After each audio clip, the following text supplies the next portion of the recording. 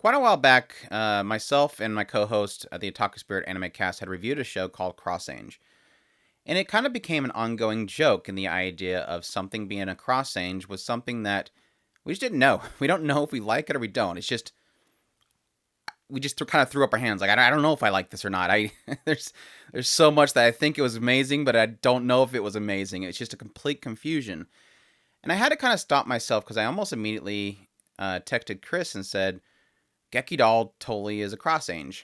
But then when I started thinking about it over time, I don't really necessarily think that's the case. I think I do have an understanding whether I did or did not like Gekidol. But yes, I just finished the series Gekidol. Of course, it aired in the winter 2021 season. I just finished it up. It was done by Hoods Entertainment. It was an original series that ran for 12 episodes. And this is my thoughts on the series as a whole, completely, pretty much spoiler free for you. But let's get into it. Gekidol is a series that takes place somewhere in Japan. Nearby, a ward has recently disappeared completely off the map 5 years prior. And it follows a bunch of different girls who are taking place in different types of what they call this theatrical material system stage play. So essentially, whenever a girl gets on stage, this theatrical material system essentially creates almost a augmented reality virtual space that they can perform on.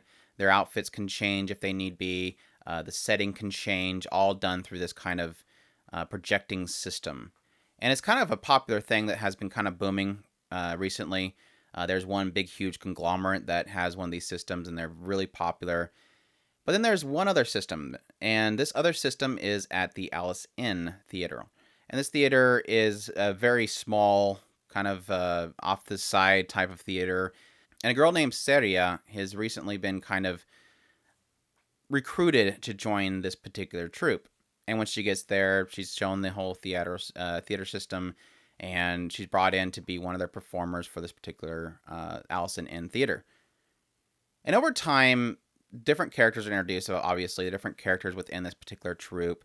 They start getting more into the Alice Inn, the origins of the Alice Inn, the relationship the two different facilities that have this projection system have between each other. You come to find out that one is actually stolen from the other, the technology.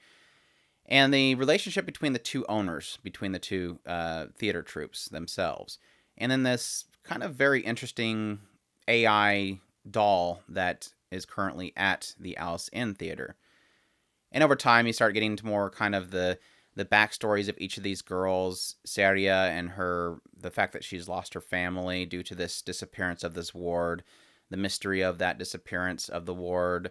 One other character that I thought was pretty strong is Heidi, and her history as being a basically a child idol that turned gravure, basically more nudist kind of stuff, child exploitation kind of things. And some of the other characters didn't really get too much added to them, but overall, it's kind of just getting into each of these characters, exploring them, while at the same time, slowly but then surely getting into this material system. What does it mean? And the mysteries of this doll that is at the Alice Inn Theater. I'll say right out of the gate, I really did enjoy all the characters in this show. Now, granted, I think I had a couple times where there was little moments of kind of misgivings, mainly kind of centered around Kazuharu, her kind of I'm super silent character, and then at some point having this goofy, almost kind of tropish, oh, suddenly she's speaking out loud and she gets all of her energy out, like she's been building it up for the last 10 years, and suddenly out of nowhere she needs to let it all out, and wow, everybody's shocked. But overall, a lot of the characters were kind of enjoyable. I do like the fact that there is a fear whenever you do have a large cast that they're going to spend too much time trying to get into every single character, and that every character needs to have some kind of deep backstory. But they didn't really do that. There was a couple of characters that were very simple, short, sweet stories that worked to enhance their character and didn't have to take up too much of the screen time. Whereas I think if you do have a smaller cast, you can do, thoroughly fleshed out characters, but not with a cast of, 10 plus characters. You don't have that many episodes to work with. And this is where I kind of start getting into sort of my mixed feelings, and that's really the story overall. It is odd to me that this show managed to kind of almost fit multiple genres and almost feelings of storytelling into one series. It kind of opens up very kind of bubbly, but then quickly gets very slice of life serious as it starts to get into Heidi, her backstory, being a child idol, getting into Seria and her lost family, and then almost like breakneck speed jumps into some very eerie, unsettling psychological horror stuff. And let me be frank, I love that stuff. It was absolutely amazing. I think I ended up doing some impressions on my channel, and I was like, "Whoa, what in the world is going on with this show? This is really cool." I'm like, this is really shocking me. But then it stops. It just stops, and that's the weird thing. It gets very eerie, very psychological. It's very much so messing with these characters, and then it just stops that. And it's not to say that it completely goes super bubbly. It does kind of keep its serious tone going into the future. And once they kind of get past this kind of this story arc, it settles down. The characters are kind of almost like they've recovered, and then it just goes completely crazy sci-fi. And that's where I'm troubled, because I think this show easily, I think it was probably the first 7 or so episodes, I loved. I loved this show. I thought it was going to be my gem of the season. It was just doing everything right. No, granted, it wasn't always on full cylinders. It wasn't always intriguing me. It wasn't always grabbing me by the throat and telling me, watch this. And I'm like, yes, I want to watch this. This is great. Where's the next episode? But more so in the idea that when it got past this really cool feeling and tone that they had in the show, it's almost as if they needed to wrap things up and they needed to have some big grand story end. And I have this struggle a lot with a lot of shows. I have it with video games, I have it with TV shows, I have it with anime. Is this I often will yell at my TV when it gets to some certain point and I say, you don't have to have the ending be a thing that is global, something that is amazing, something that is epic. It does not have to involve everybody. Stick to the characters. Stick to what is working right now. And what this show was doing is it was sticking, not granted not just the characters, it was affecting pretty much a community. But you had this concept and you had this eerie feeling that had me so much, so intrigued and so uh, not really hurting for the characters, but really kind of, wow, I hope nothing happens to these characters. What is going to happen to these characters? I was intrigued to see what was going to happen going forward. And then to have it kind of get too big for its own shoes, it lost a lot of the heart that really had me grabbed. It lost a lot of the tension that I would have otherwise because it was too focused on all this other stuff. And it should have kept itself confined and hitting home for the viewer, which is the characters that you fell in love with. And so that's my real struggle with the series. Is I think it essentially has 3 arcs. It has a slice of life arc that kind of gets you invested in the characters, really hurts your heart for a lot of the characters, especially Heidi. Heidi was an absolutely heartbreaking character and a very fascinating character at the same time, because Heidi was a character that she seemed out of place around the other girls. It was so funny because they had times where this character was acting as if she was in some kind of love triangle. I took a screenshot at some point and posted it where it had this shot of her opening the door to somebody else, and it had almost like this, oh no, they caught me cheating kind of thing. And it's like, no, Heidi, you're the only in your head you think this is some big love triangle. She was more adult because of the effects of her childhood. The things that she was put through in the entertainment industry made her more mature faster than she should have. It is a classic side effect to essentially child exploitation that I thought was really well portrayed. Now, granted, I don't believe it was really shooting at messages. It did make it feel very dirty, and I do appreciate that. It was not something that was glorified. It was very unsettling. And the effects of it affected her in a way that made her feel almost foreign in the group, which I thought was actually fantastic. Seria's story I thought was really heartbreaking. made total sense, the kind of trauma that she was going to, and the whole psychological horror stuff in the middle part definitely did play into that. Really loved Karu. I thought she was a fantastic character. They did some really crazy stuff with her, obviously. Um, but yeah, it's a show that had all these great things going for it. It's just at some point, like I said, after that middle area, it just kind of says, "Yeah, we're done with that.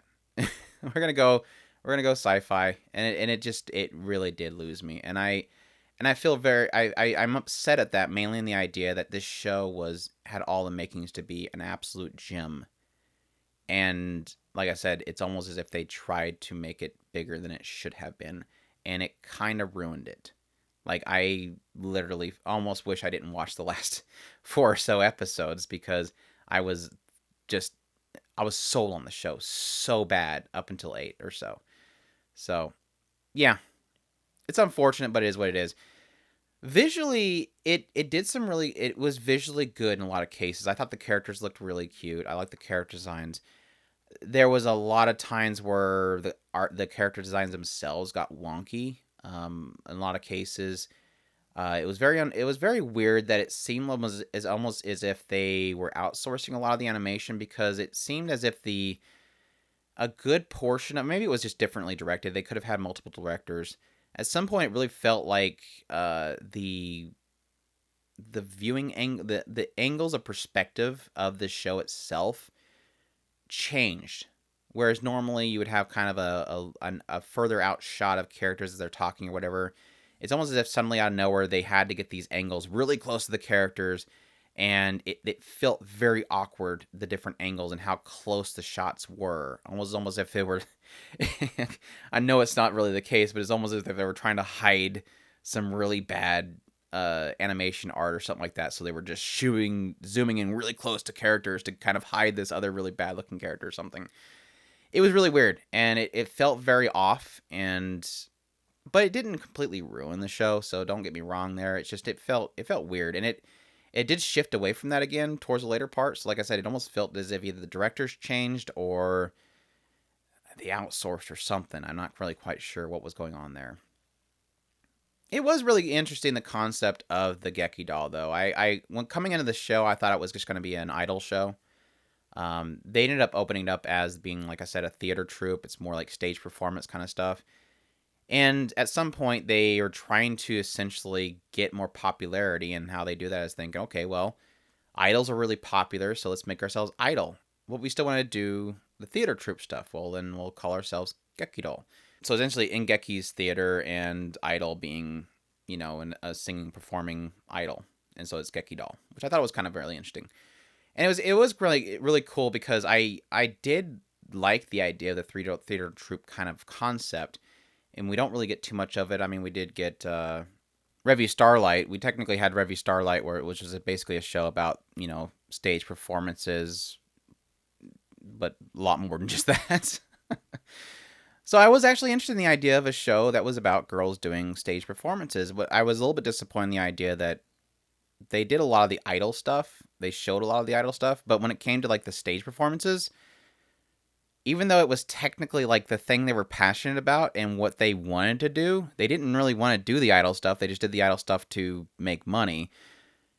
They never showed the stage performance stuff. You would get like maybe one or two lines of the performance and then clapping, and it's over. And it's like, wait, their thing is Engeki idol, and you never show the Engeki part.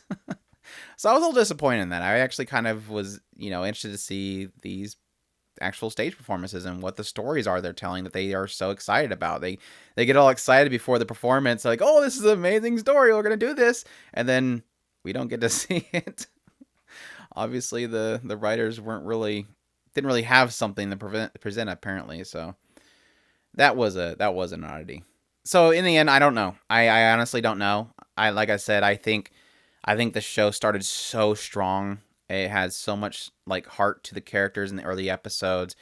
It got so unsettling and really eerie and so intriguingly amazing with the psychological horror they were getting into. This idea of like people almost being, their emotions being manipulated, and the unsettling feelings of that I was eating it up. I loved it so much. And then the moment something drops, and you'll know what I'm talking about, the moment something drops,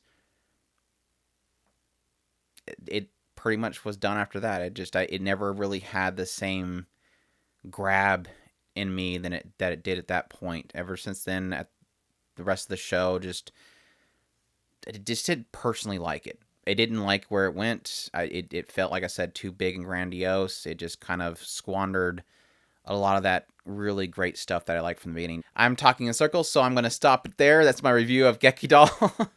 Again, a series that aired in winter 2021. Check it out if any of that sounds interesting to you. I hope you guys enjoyed this review of the series. If you did, please leave a like. Leave a comment if you enjoyed it. What did you think? Are you in agreement with me? Did you have issues with that last story arc, or were you okay with it? Maybe I missed something that was incredible in there that should change my mind there. But let me know. Subscribe if you haven't already, and I hope you guys enjoyed, and y'all take care.